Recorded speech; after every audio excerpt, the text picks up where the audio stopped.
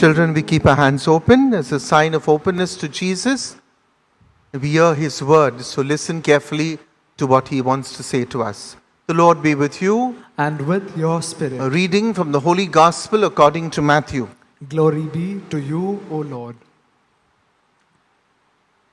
The mother of the sons of Zebedee came with them to make a request of Him, and bowed low, and He said to her, "What is it that you want?" She said to Jesus, "Promise that these two sons of mine may sit, one at your right hand and the other at your left hand in your kingdom." "You do not know what you are asking," Jesus answered. "Can you drink the cup that I am going to drink?" They replied, "We can." "Very well," said Jesus, "you shall drink my cup. But as for seats at my right hand and my left, these are not mine to grant. They belong to those to whom they have been allotted by my Father." When the other 10 heard this, they were angry with the two brothers. But Jesus called them to Himself and said, "You know that among the pagans and rulers they lord it over them, and their great men make their authority felt. This is not to happen among you. No, anyone who wants to be great among you must be your servant, and anyone who wants to be first among you must be your slave. Just as the Son of Man came not to be served, but to serve and to give His life as a ransom for many." The Gospel of the Lord. Praise to you, Lord Jesus Christ. Please be seated, children, and open your Bibles to Matthew chapter 20, verses 20 to 28. Matthew chapter 20, verses 20 to 28.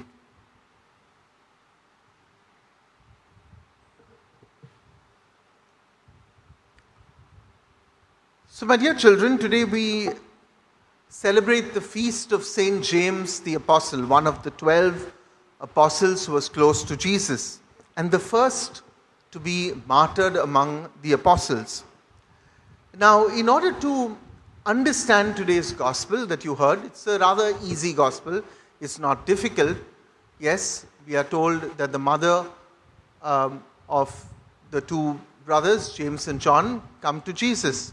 We don't know her name, but we know that their surname was, or their father's name was Zebedee. So we'll call her Mrs. Zebedee.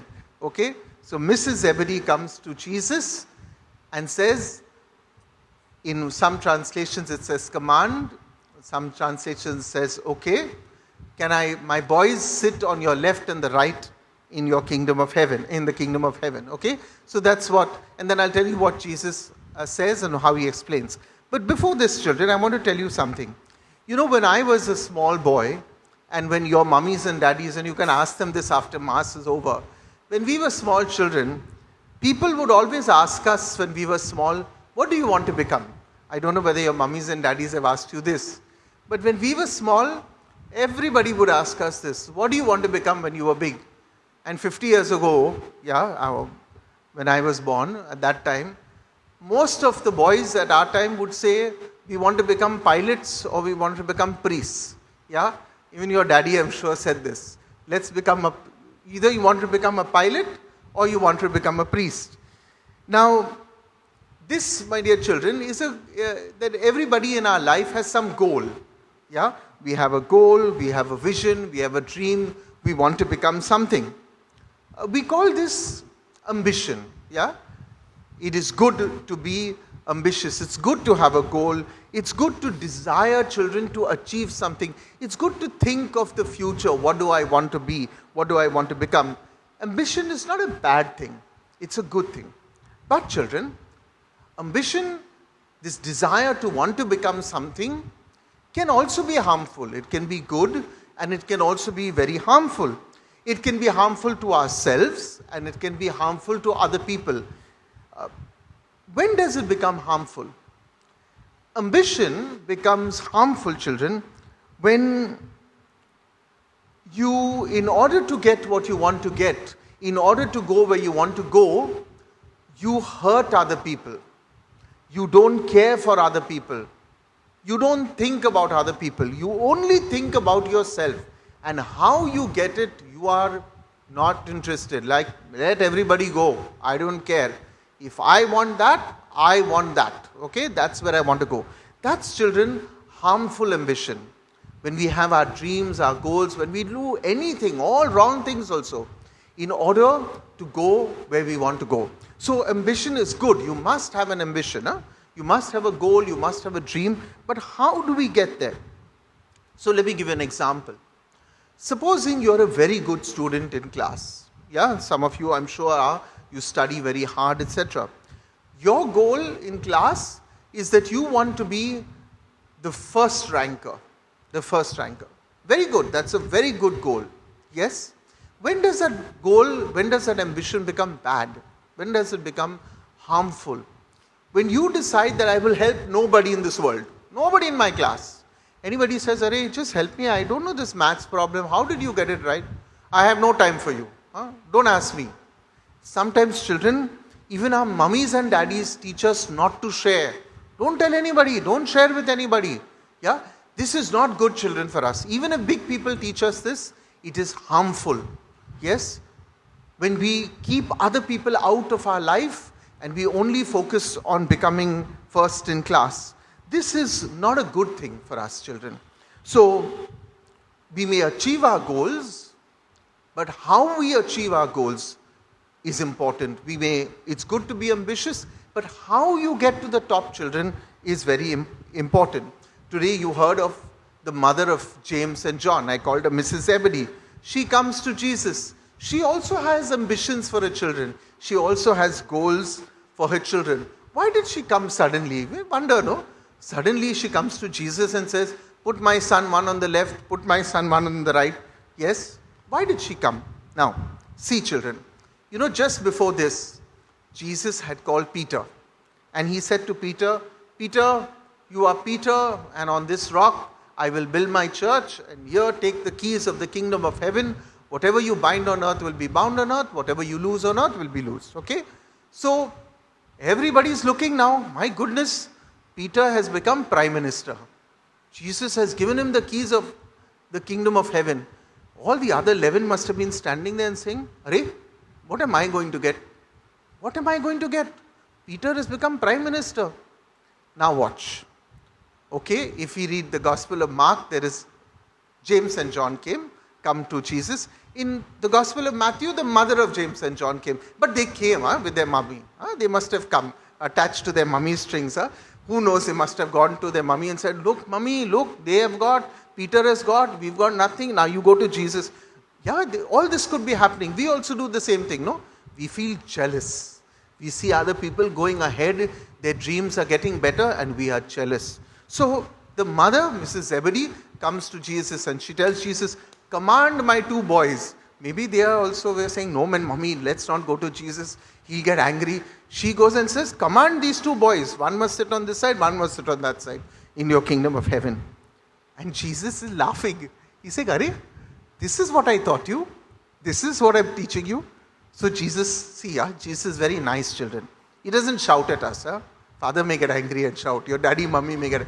Jesus is very calm. He looks at them and he says, "You're sure you want this?" "Yes, yes." With this post, says Jesus, comes a lot of suffering. Are you able to drink that cup of suffering? Now these 2 must have not thought properly, They said, "Yes, yes, Jesus, anything will do." See what they're thinking, children. We want to be on the top. We want to be finance minister, home minister, in charge of this. They didn't even think what they were saying yes to. So Jesus says, "Okay, you want the cup of suffering, you'll get it." And they got it. St. James was the first one to die. He was beheaded. Yeah? But listen, Jesus says, "You want the cup of suffering, take it. About getting this post and that post, I can't give you." He says that only my Father in heaven can give you. So, we can see sometimes children, we may not want to be ambitious, but people around us, our mummies and daddies are pushing us, come on, be better than that one, better than that one. Relax. You tell mommy and daddy, relax. I will work hard, mommy and daddy. But where God wants to take me, let him take me. You must work hard, children. See, children, laziness should never be in our lives. Mommy, I want to get up at 11 o'clock. No. I don't want to do this work. My mummy taught me everything, children. Everything, including putting my hand in that kitchen sink and removing all that kachra and putting it in the bin and cleaning the toilet. And we had to wash our clothes. We had to do everything. Go and bring ration, carry 5 liters of kerosene and one hand another 5 kilos of wheat from the ration shop. Children, we worked very hard. Yeah, your mummies and daddies also work very hard. So we should never be lazy. But at the same time, let's not other people push us unnecessarily. So the mother of James and John is pushing them. Come on, you must be like this, you must be like that, you must sit here. Jesus says, hey, relax. That's my Father in heaven. He is going to do that. Okay? So sometimes children, we want to be in charge. We want to be powerful. We want to be the monitor of the class, the leader in college. We want to be in charge. Yeah. Now, that when we are put in charge, sometimes we go a little mad in the head. Why? Because we think, I'm the boss now. You keep quiet. You quiet. I don't know. Now that's not what Jesus wants, children. What does Jesus tell us? He says, listen, if you really want to be great, look after other people. Look after other people. Serve other people. A good leader is one who looks after everybody and serves them. He doesn't sit on the chair and say, you come here, you do this, you do this. No. That he's doing everything.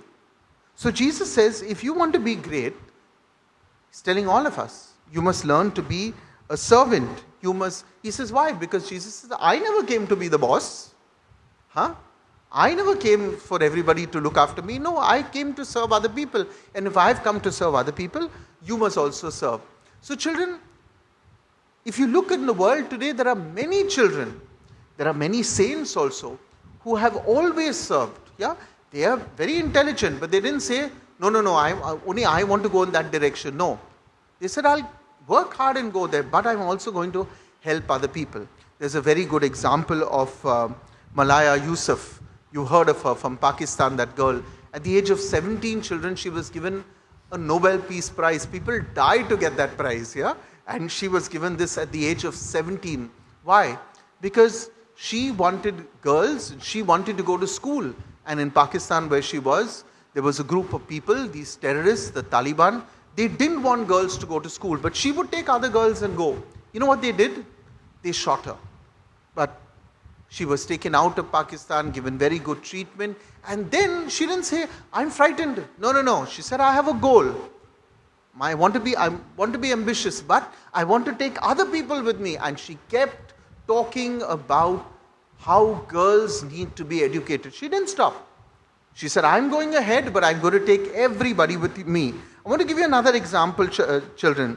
I read about a very interesting boy called Yash Gupta. Yash Gupta, children, is just 14 years old. 14 years old. And he went through an experience one day where his glasses fell down and broke. And he realized that it took him almost 1 week to get a pair of other glasses. And he said to himself, Hari, my mommy and daddy have money, and still we are struggling it's taking 1 week to get glasses. What about the many people in the world who don't even have money to buy eyeglasses? You know what he did, children?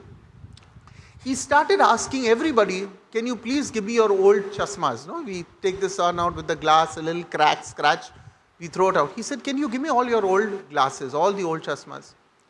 And he found people who needed glasses. You know how many eyeglasses he has distributed? He's distributed till today 1.5 million glasses. This boy is going ahead in life. He wants to go ahead. But what does he do? He says, let me look around. Let me take other people around. Let me give you another example. I read another nice story of a boy called Nicholas Luaga. Now, this boy, children, very interesting. one day he went to school and Nicholas found in the school another boy in his classroom, and he said, "Are, yesterday you came to school, or today you came to school, but yesterday you didn't come." And he said, "I noticed that every day you skip school and come. One day you come, one day you don't come, one day you come. How your mommy and daddy allow you to do this?" And his friend told him, he said, "You know what, we are very poor." He said, "We have in our home only one pair of shoes. So my sister wears it one day and goes to school, and the next day I wear it and I come to school." And this boy Nicholas he said, "My God, look at the number of shoes I have." So he brought a pair of shoes and he gave it to his friend, and he said, "Now every day you come to school." But you know what this boy did? He started asking everybody else for their shoes. Children, he collected 99,000 pairs of shoes. Look, what am I telling you? All these children had a goal. They were ambitious. They wanted to get somewhere in life. But they said, "Let me share. Let me take other children with us." That is what Jesus is saying. If you really want to become a leader who loves everybody, serves everybody. So children, I want you to keep this in mind. Remember this always. Whenever you say, "I want to get somewhere in life, but I'm not going to get there alone. I'm going to take 10 people with me. I'm going to make 10 people in my class as good as me. If I'm a good sportsman, I'll make 10 more other good sportsmen. If I'm a good artist, I will teach 10 more people how to paint." And children, don't listen to big people when they say, "Don't share." They are selfish. They are teaching us wrong things. Yeah? Sometimes our mummies and daddies do this. This is not a good thing. It's not a Christian thing. Even if our mummies and daddies are teaching us wrong things, sometimes we must say, "No, mummy, Father Warner said we have to share." Yes, and do it like this only. Say, "No. Please, no, mummy. Father Warner said we have to be loving and caring and not selfish children." Okay? Now, last thing I want to say, children, is to your mummies and daddies. And so, parents, I want to say one thing to you, and I hope you've also listened to this homily, because the way we influence our children career-wise, the way we sometimes push them, sometimes even damages them. Yes, allow children to grow, allow them to become. I always give this example, parents. I was absolutely useless in mathematics. I don't think I had any career. And yet I found my path in food, in cooking, yes, I learned public speaking. Believe it or not, the first time I went on stage was in the 10th standard. The first time in my life as an elocutor. I used to sing on stage, but as an elocutor, I never thought I had it. And I did it practically by myself. My parents would encourage, yes, but never push. But one more thing I want to say to you, my dear parents. We push our children towards secular greatness. We want them to be, and it's a good thing. I want to ask you make a request of all the parents watching. Can you push your children also to holiness? Let holiness also become part of their life. I am always worried that we will end up with children with very big brains and very small hearts. So while we are ambitious also, like the mother of James and John, for her sons, let us also be ambitious that our children grow in holiness. And I want to pray today that you encourage also your children. When you encourage them to be great in life in the secular world, place before them the option of being priests and religious men and women.